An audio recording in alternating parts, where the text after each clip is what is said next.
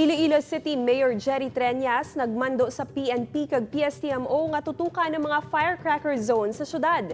PRO6 kag BFP hugot na ang preparasyon sa pagsug-alaw sang bag-ong tuig. Si John Sala nakatutok.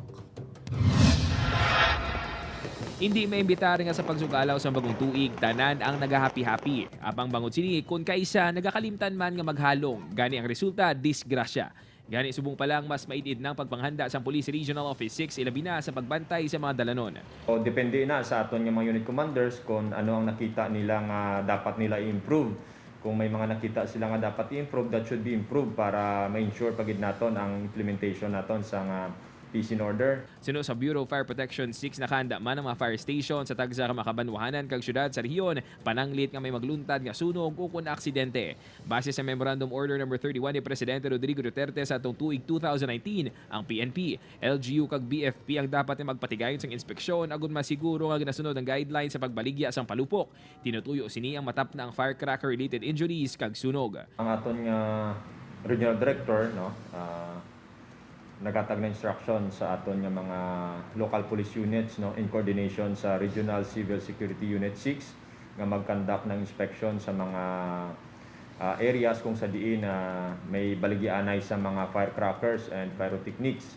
Lakip sa mga ginadumilian nga palupok ang Watusi, Piccolo, Papap, 5-Star, Plapla, Lolo Thunder, Giant Bawang, Giant Whistle Bomb, Atomic Bomb, Super Lolo, Atomic Triangle, Goodbye Bading, Large Size Judas Belt, Goodbye Philippines, Goodbye Dilima, Bin Laden, Hello Colombia, Mother Rockets, Goodbye Napoles, Coke in Can, Super Yolanda, Pillbox, Mother Rockets, Boga, Quiton, kag Kabasi. Lakip man sa monitor sa karon sa kapulisan ang indiscriminate fighting.